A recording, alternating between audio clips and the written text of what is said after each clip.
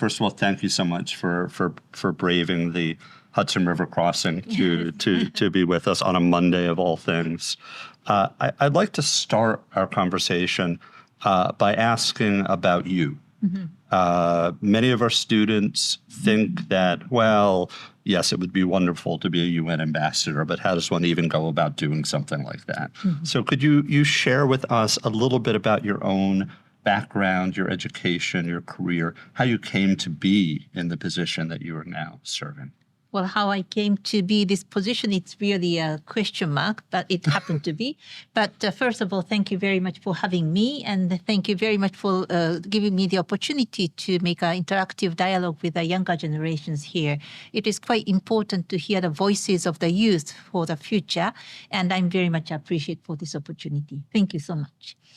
Well, first of all, I am, as you can see, a Japanese citizen, and I'm born in Japan. My hometown is very close to the city called Toyota, which is quite famous with a car company. And that is not in Tokyo, that is not in Kyoto, that's in between. And that's a quite industrialized city. There, I had no, so to say, clue to come into the diplomatic areas. But once I saw a movie, which is called Sophie's Choice.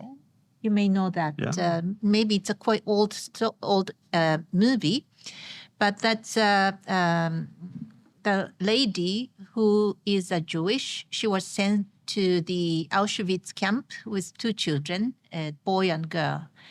And there's a coup, and the guard is selecting who is going to survive and who is going to be sent to the gas chamber. And Sophie came to the line, and she had to choose one of those children, one of her children, who to keep and who to send. And that is such a, so to say, dramatic moment for me. It was so sad for me, being a child of, I have my one younger sister, so in the position to be selected or not to be selected, it's really harsh. And afterwards, I became a mother. I have also two children, one boy, one girl. And if I have to choose, it's really harsh too. So my plea is, I simply would like to make a word that no Sophie must to make a choice. So that's my starting point. So I studied international law at the university, and I tried to join the Ministry of Foreign Affairs. The exam is not easy, but I passed. When I joined to the ministry, my, so to say, bosses asked me, what do you want to do here in Ministry of Foreign Affairs? And I said, human rights. So my boss said, you're in the wrong ministry. You have to go to the Ministry of Justice. But I just wanted to serve for the international human rights, not human rights domestically. At my time, there was still the Soviet Union and the Eastern Bloc and everything. And we knew, and we still know, that there are countries that government is not respecting individual human rights. And I simply would like to create the world where everybody are respected equally as they are. So that's my, so to say, reason to join to the Ministry of Foreign Affairs. Luckily, my first post in the Ministry of Foreign Affairs was Human Rights and Refugee Division. And there I enjoyed very much. Well, I have to say, in my university time, I have to pay my tuition to get the documents, to write a thesis and so on. In the Ministry of Foreign Affairs, I write something and I'm paid. So I was so lucky and enjoyed my work there. And afterwards, I studied a foreign language. In Ministry of Foreign Affairs, Japan, we get the at least 2 years, so to say, time to learn the language, foreign language. In my case, it was German. So I spent 2 years in Germany. Thank you. Maybe it's better to put this way so that I can communicate better. And afterwards, I was assigned to work in Vienna, Austria. At that time, still in, so to say, neutrality, because they were still suffering from the threat from the Eastern Bloc. Afterwards, I came back to Japan and worked in the technical assistance division for the ODA. And first business trip for me there was to Africa, Ethiopia and Nigeria. And I thought I came back from Austria. I studied a lot of, so to say, human rights, humanitarian laws, and so on. Why do I have to go to Africa?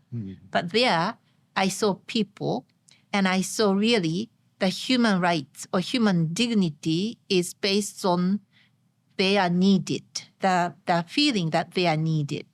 So in Africa, we are trying to do the technical cooperation, and after the vocational training, each and every person finds out their spaces, where how to contribute to the society, how to be needed. And I thought this technical cooperation and human rights, that's a kind of, so to say, theory and implementation. And since then, I'm working in the Ministry of Foreign Affairs in different areas, but mainly in the economic cooperation and human rights. I served in Geneva as also the DPR ambassador in charge for the human rights and humanitarian affairs, or the World Health Organization or labor organizations, and so on and so on. And I also worked in Tokyo dealing with the UNESCO, which is, so to say, creating the platform to understand each other, to take off the barriers of misunderstanding and miscommunication. That's the sense of UNESCO. And finally, I'm here in New York, joining to the Security Council, and I'm quite happy that I can be very much useful. That's my history. Thank you so much. You've tied together three important pillars. One being economic development as it relates to workforce, obviously human rights, and also culture. In your experience, are the challenges to human rights solvable through mechanisms of intercultural learning, which is the UNESCO hat, and economic development, which is the other pillar, or is there another piece to the puzzle of human rights? Well, in order to be peaceful, we need to have a different, so to say, many layered approaches. So development is one side, human rights is one side, and culture or understanding each other is other side. I agree. Well, Japan is dealing with a humanitarian and development nexus quite long time. And well, nowadays, humanitarian situation like a refugee camp and so on, that exists so long. Well, the humanitarian crisis will not vanish in several years. It continues now decades. So if it goes to the decades, the humanitarian quick response will not be enough. So we simply need to be the development side too. But if I may, so to say, combine the difference between the economic and human rights side is, I usually say the WTO. Well, when I was in Geneva, we had to deal with WTO too. World Trade Organization, not the World Taekwondo Organization. Or not World Tourism Organization, which will be nicer. But the World Trade Organization, there's so many, so to say, economic or trade dispute. And I thought in WTO, there are so many clear dispute and dispute settlement because there's only one measurement. That's a merit. The merit you can measure with money or amount or whatsoever. And that measurement is common to everybody. So it's easy to compare. It's easy to compete. It's easy to fight. But the value, the human right, which is value, human dignity, for the value, we have so many different measurements. I mean, for one person, one issue is totally important, but for the other, it's not important. It's so to say differences. And if we respect each other, these differences, respect the different measurement, we can be quite peaceful. So I'm very happy that I can work in the world of value so that we can, so to say, we don't need to compete. We don't need to confront. We don't need to compare. We can just respect each other, be yourself. So that is the so to say, what I think. And development is difficult part because sometimes development can be measured by merit or the one measurement, money or so on. But other development, like your individual development or internal development, you can measure with your value. So if the world will measure more and more with the value side, there will be no competition and no conflict. And I think no one will feel left alone. That is a very attractive philosophy. Simply getting people to agree that there are multiple values can be a challenge, though. In some cultures and some situations, there's a tendency to monopolize the discussion with a single value. It might be nationalism. Right. Or it might be security or public safety. So I admire a diplomatic approach that takes as its premise the multiplicity or plurality, if you will, of values. But having mentioned security, I'd like to turn our conversation in that direction. It's hard to imagine a society flourishing, either economically or culturally, in the absence of public safety and security. And a big part of what Japan has, correct me if I'm wrong, been involved in through the UN are peacekeeping activities. Security as kind of the minimal level that's needed for any of these other advanced values to be realized.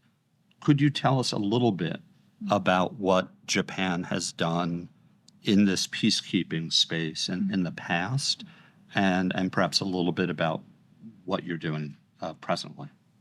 Thank you so much. Well, we strongly believe that development can be only achieved based on the stability. The prosperity without security, stability will not be happening. Think about the private sector's investment. If the country is so vulnerable, insecurity, who would like to invest their money? So in order to invite the private sector's money, which is so to say seeds for the development for the future, you need the stability and security. So we believe simply before the so to say economic development, we need stability and safety. But on the other hand, some countries suggest if there's a poverty, absolute poverty, there will be no security and no stability because people are fighting with small resources. So it has to go hand in hand. So we would like to, so to say, encourage the development side, but at the same time, the security side too. So that's not either or, but we have to achieve both. And in order to achieve the stability and also the development at the same time, we believe to invest in people. That we call human security. That you may have heard. Human security is investing in people. The reason is, well, let me so to say explain like this. There's a human being, and there are a lot of viruses. If you are healthy enough, you will not be affected. You can be healthy furthermore. But if your health condition is vulnerable, you will be easily affected and get sick. And we believe that is similar like a governance. If the government is healthy, resilient, then it can go over the multi-layered, so to say, challenges that now the world is facing. For example, the Japan is facing quite often earthquake and tsunami and typhoons, but we can come over. But some country cannot because there's a less resilience in the country. So we think in order to be stable, we need a resilience, we need a good governance. And for the base of the good governance is human capacity. We think the people with good education and good health is an asset for the future. And those people are empowered people who can make a good decision, clever decision for the future. But if the people has no education and no good health, that's just only a burden or the target of the welfare of the country. So we would like to, first of all, invest in the people with healthcare system and good education. You can think of that. If you don't have any good knowledge and education, you might be, so to say, targeted with a mis and disinformation, and you might make a wrong decision. Same like that, we have to have the good education. I mean, good education does not necessarily mean the higher education, but the basic good education to everybody so that the people are empowered to make a good decision for the future and the country is resilient enough to go over all the different challenges. So that is, so to say, conviction of the basement of the peacekeeping, or better say, peace building. Now that Japan is, not for the first time, sitting on the Security Council. 12th time, I have to say. Yes. That could very well be a record for non-permanent It is. members. Well, congratulations. Thank you. And sympathy, because you've chosen, well, it's never a great time, perhaps, to be on the Security Council, but there are some definite expanding challenges, including what's presently happening in the Ukraine. I should say Ukraine, not the Ukraine. What's currently going on in Gaza, Israel yes. and Palestine and Gaza. Can you share with us from the Security Council perspective, obviously not revealing confidential information, what is the attitude of the Security Council? Is it united toward a certain course of action, or is it not?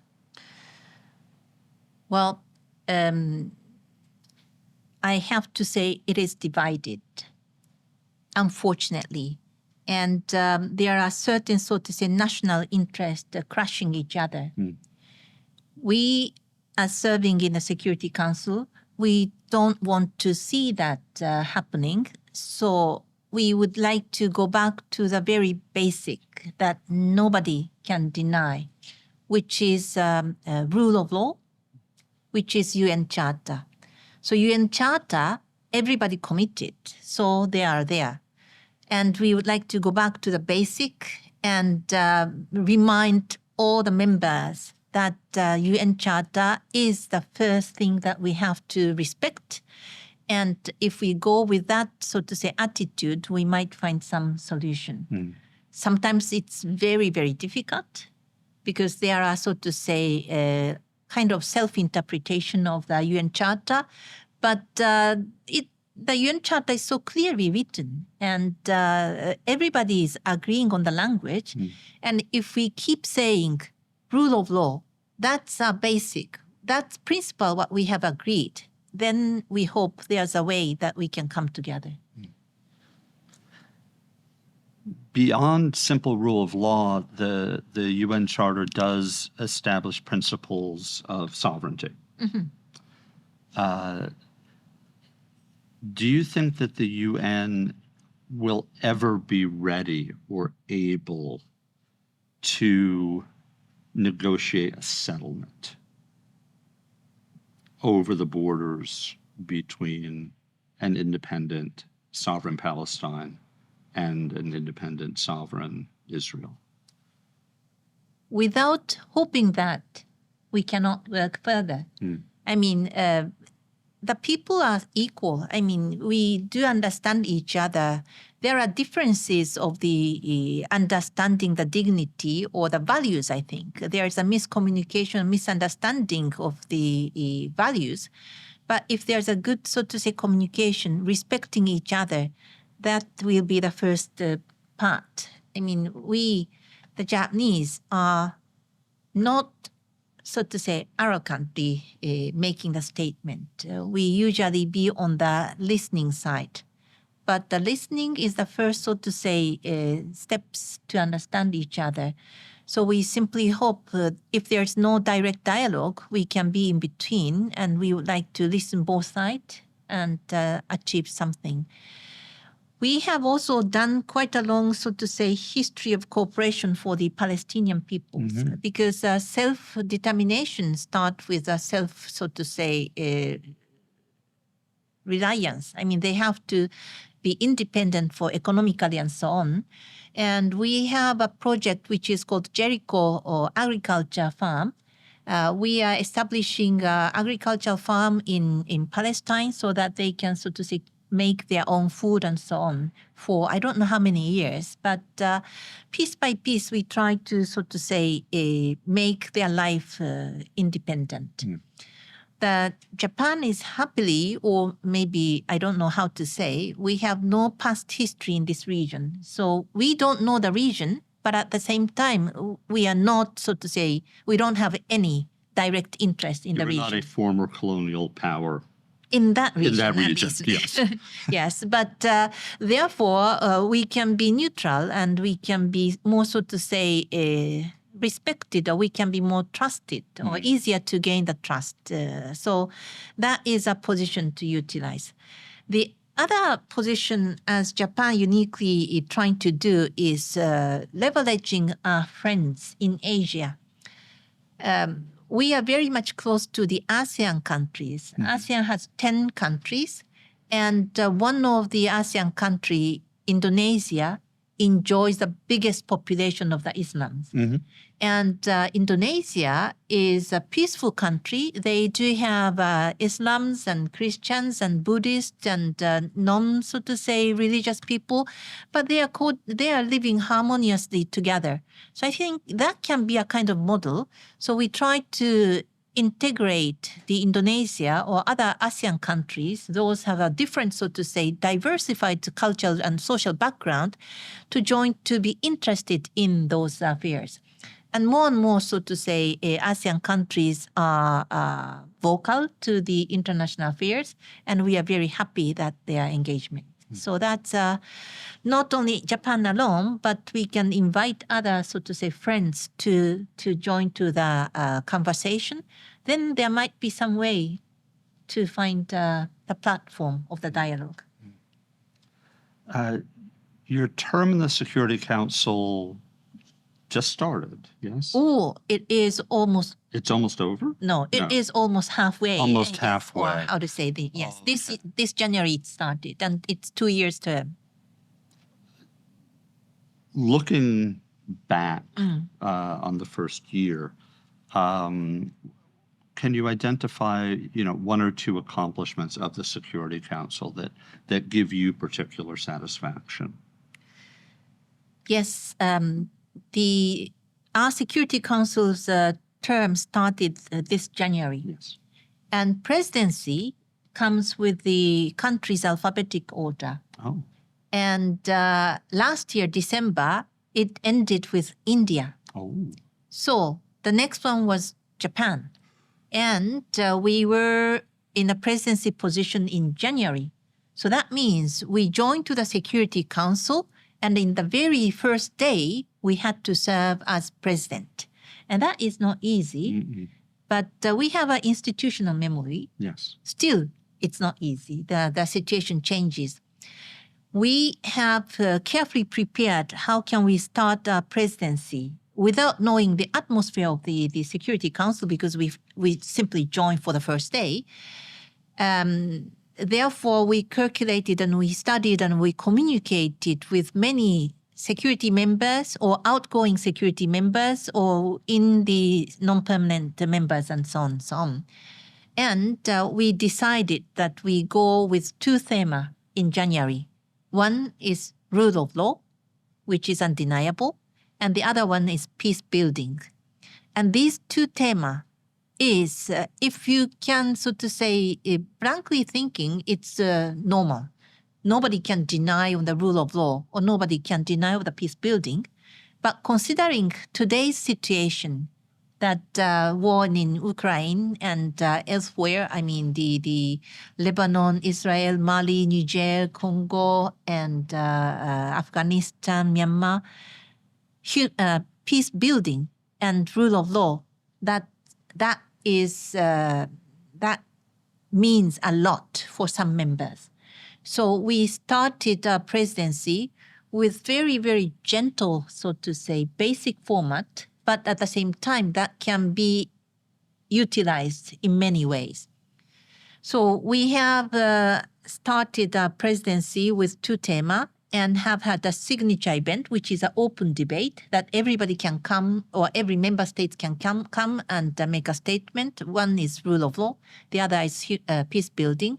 And there are so many opinions coming. And some were targeted to Russia, some are targeted the US, some are targeted the Western countries, some are targeted the African vulnerabilities. But those mingling of the ideas are very good practice to start our presidency. So we are very content with our first month, and that opened up, so to say, a Security Council's term. So we jumped into the cold water in the first day. And The boiling water. maybe boiling water, yes. But we could start swimming very well. Excellent. Maybe we should talk about rule of law a little bit. I think most of us are familiar with the idea in sort of a domestic context, and they understand that respect for the rule of law protects the less powerful from the more powerful, protects the more vulnerable from the less vulnerable, very typically the poor from the wealthy, by making sure that no one is above the law. Yes. Which is to say, being able to get away with breaking the law with impunity, and no one is beneath the protection of the law. Which is to say, even the poorest, least well-connected person will be protected. Can you share with us how that operates in an international context? Well, as you rightly said, the rule of law will give the fair treatment to everybody. Everybody will be treated equally. And also, the rule of law will give you the predictability. What will happen if you do this? So that 2 aspects are very important. And that is not only the government-to-government or country-to-country relationship, but also for the business sector too. So for the business sector, rule of law gives you the predictability, and it will protect your company from the almighty government or the so to say, authorities. So that is very important. So we simply think the rule of law will give you not only the security and stability, but also prosperity. Of course, some would argue that large companies are the most conspicuous violators of the rule of law, using money power and lobbying power, and we're not allowed to say bribes, but bribes and other forms of corruption, to undermine the ability of even a well-intentioned government of treating everyone equally and fairly. How or can an institution like the United Nations serve as a check on those companies? I'm not going to call out the particular oil companies or whatever it is, but what can the UN do either to strengthen resistance to those forms of corruption and corporate lawlessness? Yeah. Well, that is very, so to say, how to say, specialized areas, or how to say, you need more, so to say, detailed knowledge and so on. And we also do have a UN in Geneva, and we do have there the Human Rights Council, and we discuss a lot about the business and human rights. So not only the so obvious violation of the law, like a bribe and the corruption and so on, there are soft violation of the law. And we would like to, so to say, appeal to the company as a company's pride, not to, so to say, violate the law, not only to violate the law, but be a respectful company. So we simply appeal that with a soft, so to say, power, business and human rights, and we would like to encourage more and more company to show up that they are the human rights defender sides. For example, when I was in Geneva, we worked together. I mean, Human Rights Council worked together with Google, and this Google checks or search. Sometimes there's a popping up of the nasty informations and disinformation, misinformation, a violation of some kind of human rights informations. How to tackle with this? Human Rights Council itself is not possible to do that. But calling the Google to cooperate together, it's possible because they want to be also respected. So those kind of approaches, soft approaches, we do to the business sectors. And that is only one example, but there are many, many ways to call the business sectors to respect the rule of law. Not only the rule of law, but also to cooperate for the SDGs and so on. We try to, so to say, invite the business sector to be cooperative. Nowadays, the government money is not that big to invest in the SDGs and so on. We really have to leverage the private sector money. So how to leverage the money is a big question, and that we are also working on. It is certainly a challenge, and you know the universe of ethical business practices, responsible business management, is certainly much wider and deeper than it was when I was the age of many of our students today.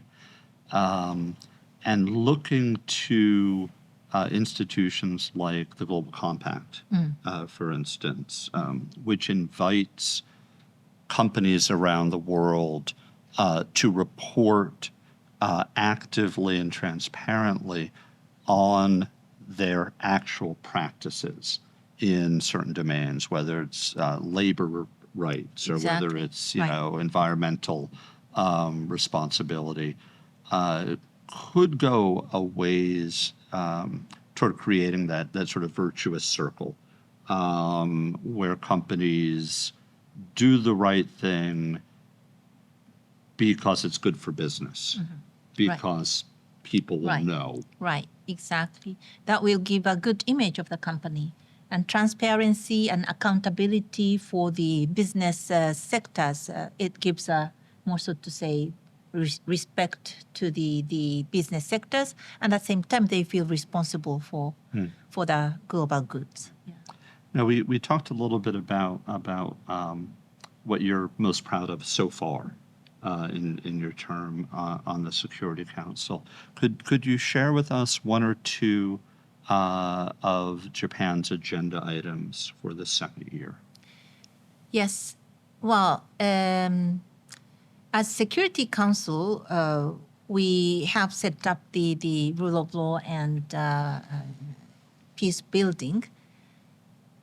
But United Nations is not only Security Council. There are so many different, so to say, committees, different funds and programs, and Japan is very active in every corner. So we would like to combine not only the Security Council, but also other sectors or other organs to create security and stability for everything. Well, one of the agenda is, as I said, education and healthcare. Education is very important, so we keep helping or assisting the UNICEF. And health sector is also very important, so we coordinate with the WHO in Geneva very much. And climate change, that is not directly dealt in Security Council, but we strongly feel that climate change affects the conflict a lot. So we would like to mitigate the impact of the climate change in this area too. So not only the Security Council, but we would like to utilize whatever we have as Japan's, so to say, holistic power. We would like to, so to say, insert everything to realize the peace and stability in the world. And looking at it from that point of view, what you're describing is practices of conflict avoidance and conflict prevention. Exactly. When things get to the Security Council table, typically things are already pretty bad. Right, and pretty expensive too. So prevention is our favorite word. Oh, good. Yes. It's my favorite word as well today. Great. Well, since Japan is so vulnerable for the natural disaster, Yes. we are fascinated with the disaster risk prevention. So it started the prevention. It's really interesting. I don't know whether I can talk openly or not, but in the very, very past, we were really trying to persuade the other country for the prevention. But if you prevent, you cannot appeal your achievement because you are prevented. There's nothing happened, and nothing happened is your achievement. Yeah. The dog didn't bark. Exactly. So what? Exactly.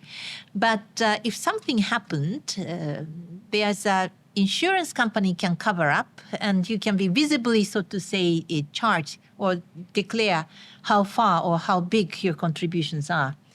But we said, once the life is lost, once the good is lost, it's lost forever, and you cannot replace or compensate with insurance. So prevention is better. Prevention is starting with the earthquake, disaster prevention, risk prevention. And,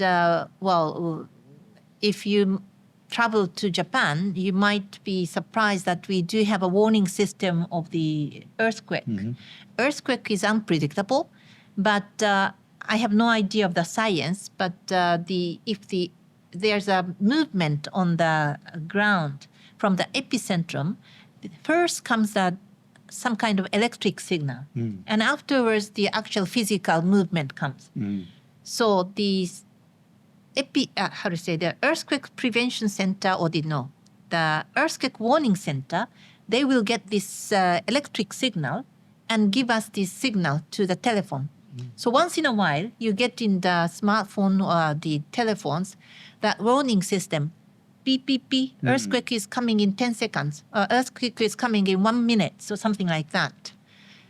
10 seconds, 1 minute, you think it's very small, but if you know what you have to do in 10 seconds, if you think before, you can prevent catastrophe happening.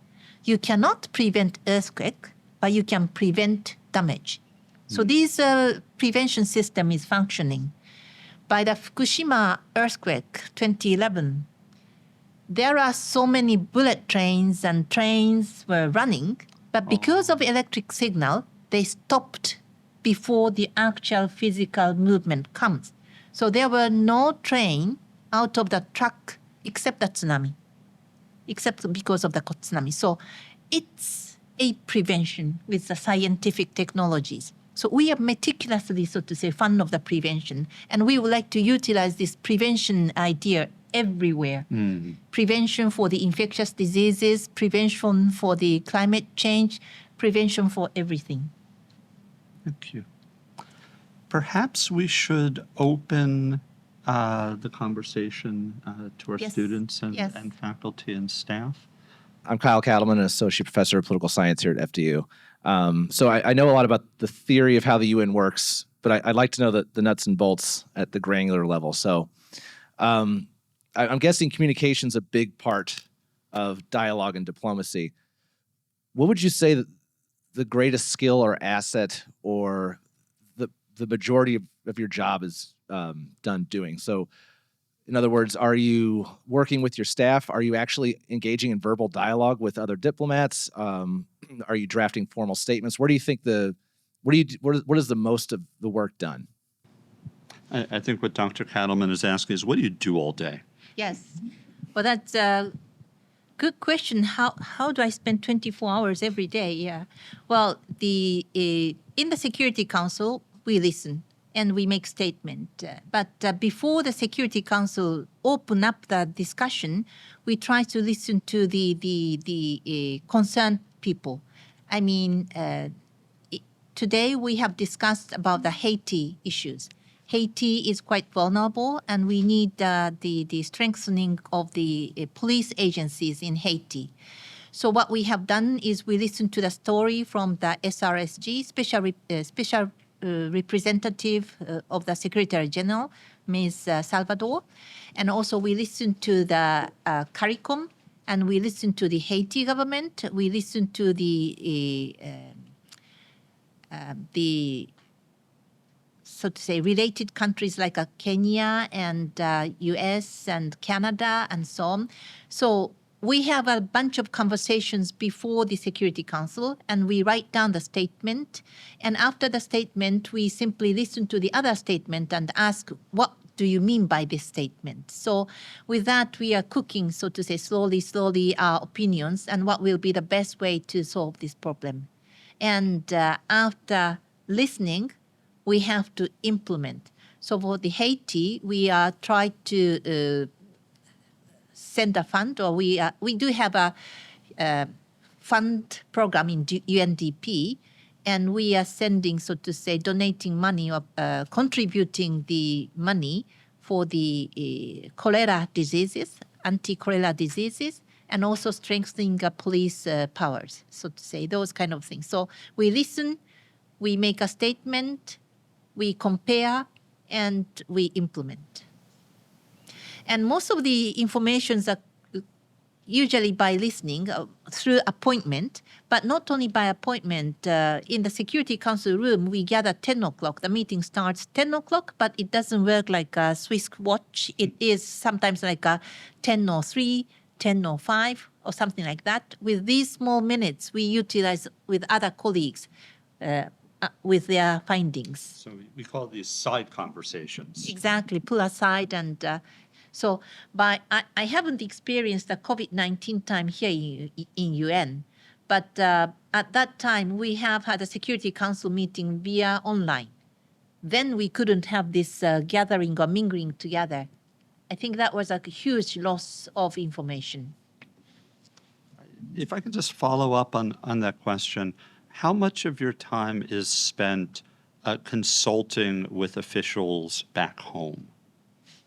It is done with the different levels. So I usually do not. My experts do direct, so to say, a negotiation or the consultation with the capitals.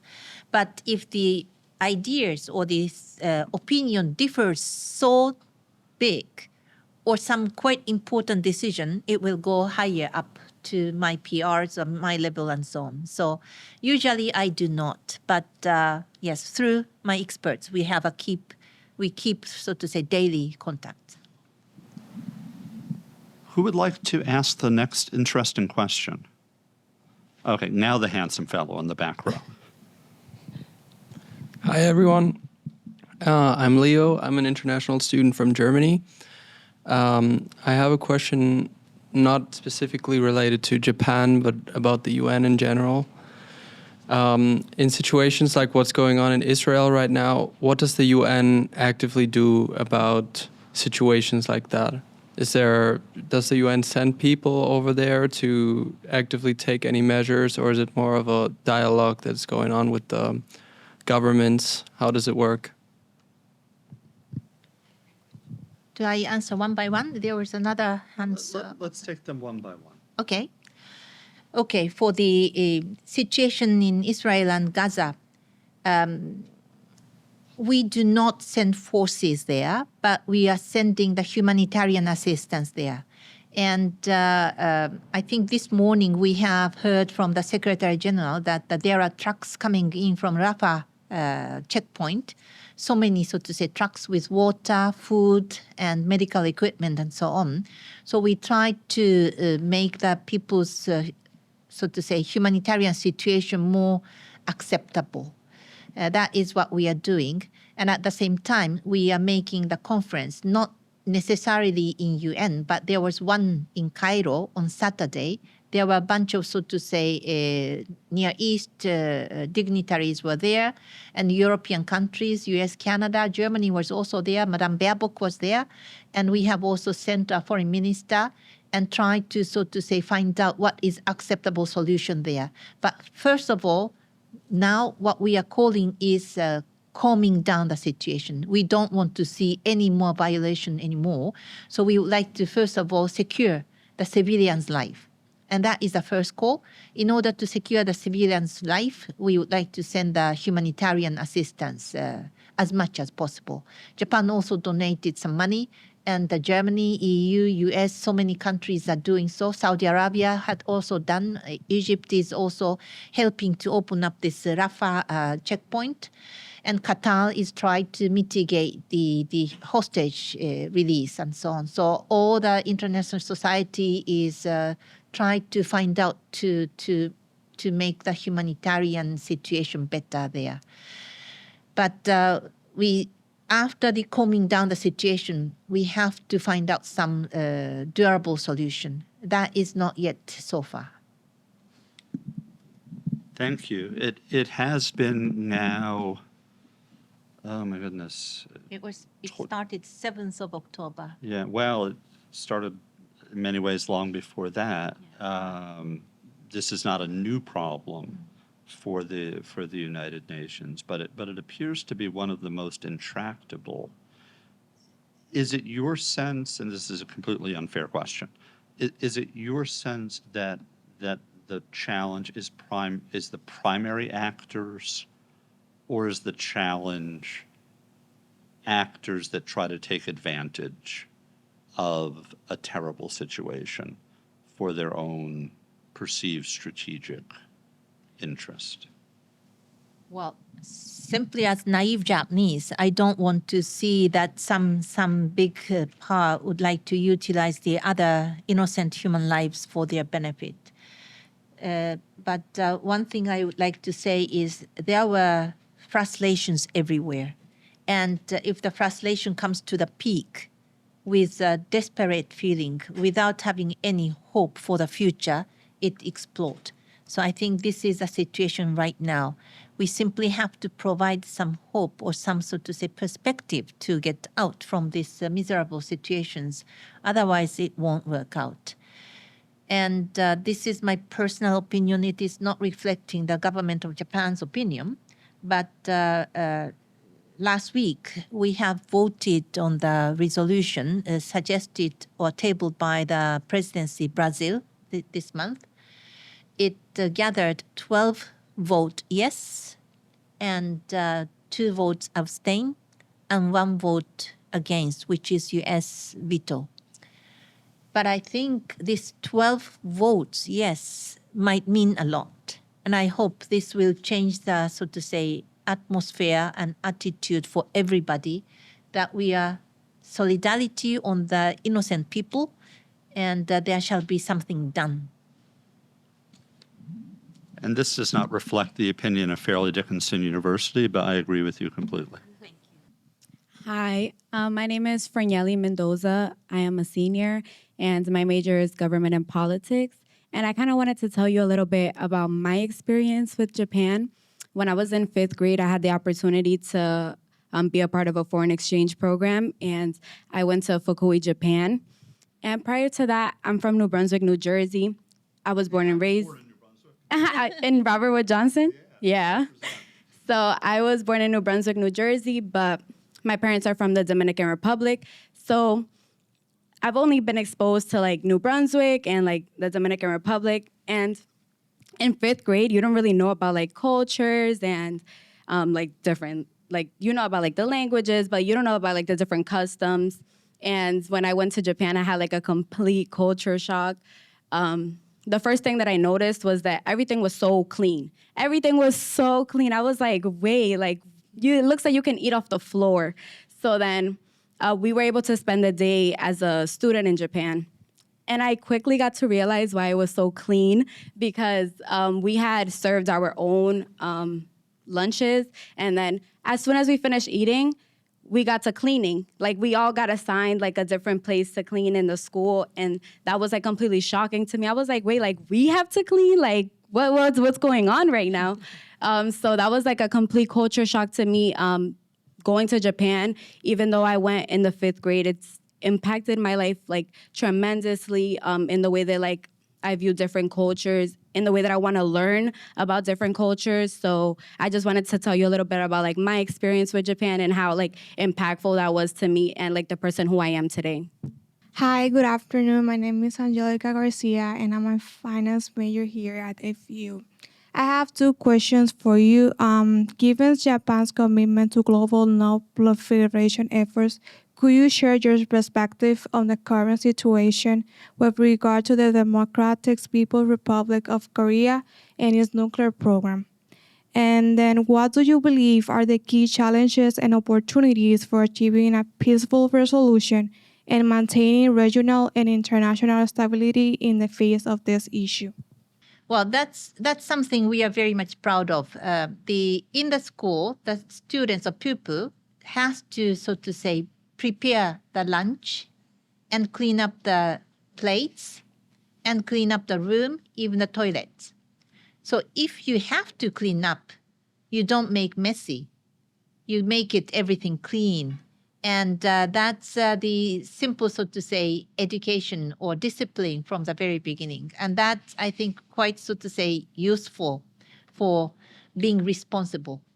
And one of the, so to say, tema for the African cooperation is ownership, responsibility. You have to feel the ownership for what you do. Then you will do it with responsibility. So African contribution, we don't donate or we don't give the money. We just ask them to come up with their own idea. And if you do have a responsibility, ownership, we cooperate. We commit together. So that's a kind of, so to say, our relationship. It is not a donor-recipient relationship. It's a partnership relationship. And that is everything based on that, so to say, concept that you experience in Japan. The question with the DPRK, it's really tough. We are working so hard for so many years, but it doesn't work out. And we believe it is simply because they are so much isolated. They are isolated from the informations and they don't know the reality of the world, or they don't know what the leaders are not doing for them. So we would like to engage them as much as possible with the help of other, so to say, regional actors, including China. And Russia is now on the wrong way. They are cooperating in a wrong way with them. But we would like to, so to say, call the world to help the people on the ground in DPRK, not supporting the regime. We are quite stuck, and there are so many, so to say, issues with DPRK, not only the missiles and the nuclear tests, but also abducted people and so on. It's really difficult, and I think we need to have peer pressures from the international society that they are doing something wrong. We are not achieving the full-fledged, so to say, peer pressures. There are some, so to say, countries cooperating the DPRK. We try to persuade one by one not to. But, the people on the ground are really suffering. Since I was in charge for the human rights, we have met some of the former DPRK people who flew from the DPRK. Their story is unbelievable. It is not acceptable what we hear. It is unhuman, and these unhuman treatment, because they don't know anything else, they take it granted, but that is not unacceptable. And we have to articulate it is unacceptable at any way. Good afternoon. My name is Miriam. I'm an exchange student from France, and my major is government and politics. So you said that the decisions that you make are based on the discussions and listening of each country representative. And I imagine that those decisions are also based on field expertise. So my question to you is, who is responsible of analyzing situations on the ground in the United Nations, and how is information reported and passed on to you? Hi, my name is Faith. I'm a freshman and also a government and politics major. I'm also a human rights activist, and I wanted to know what you think is the most effective way to advocate for human rights on an international level, especially through different backgrounds and different cultures. Who takes the final responsibility? That's our foreign minister. And sometimes the prime minister. We go sometimes up to the prime minister's level to discuss how to decide and so on. But if there's unity among, so to say, Japanese government, it doesn't go higher up like that. And by the information gathering, I forgot to say, we gather information through our embassy and also the contact with civil societies too. So we try to gather as many different diversified opinions and information as possible. And we analyze which one is more credible, which one is more trustworthy.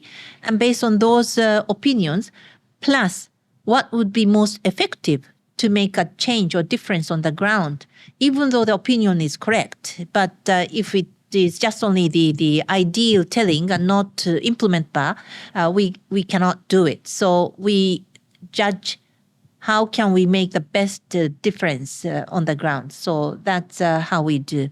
But usually it is done more like a mission together with a Minister of Foreign Affairs, but sometimes goes up to the Prime Minister.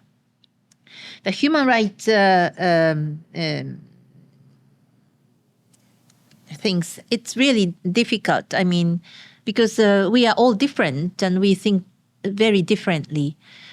One of the very tough experience I have had is a discussion with the people with disabilities. People with disabilities, they do have different needs and different wish, different aspirations. Some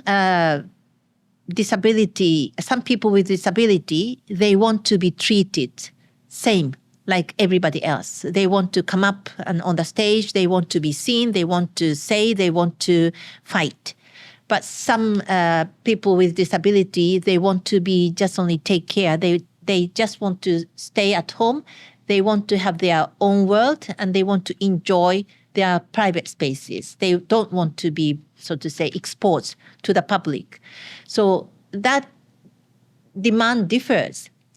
And that's the human rights, I think. So at the end of the day, what we do is respect the dignity of each individual.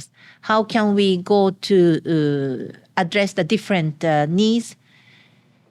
So what in Japanese we say, we are all different, therefore we are all beautiful. So we differ, therefore it's colorful. And that's what we have to be reminded.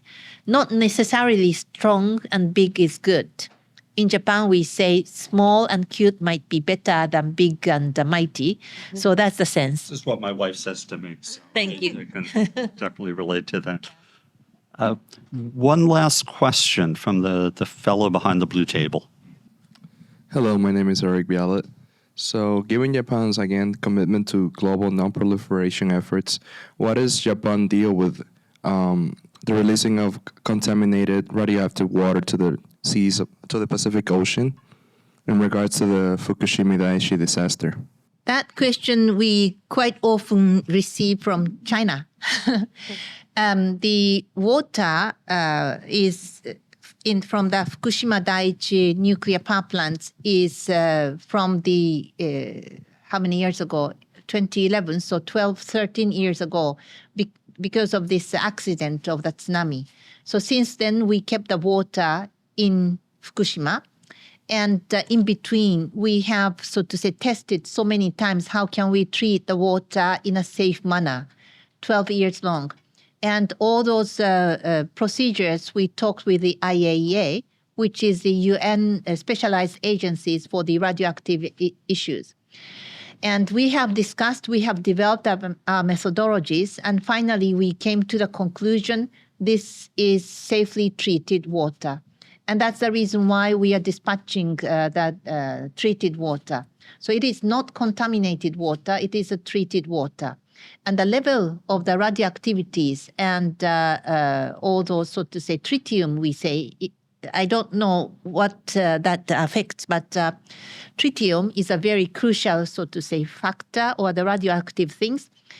This level we are checking almost each and every time when we disperse the water.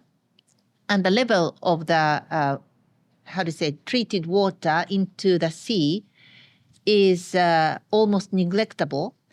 And as you may see, there are many nuclear power plants in Asian regions like in Korea, China, but also in Europe like France and so on. This treated water's level is least compared to any others. If I can, so to say, I don't have the number, but you can see in the IAEA report and so on, there's a data showed. And if you compare with the other treated water, like China's ones, it's 1/20th. So it is certainly, they do have a certain amount of tritium, but that amount is neglectable to the human health. I am not a scientist, so I can simply repeat what I was told from the scientists, but I have no reason to question that opinion.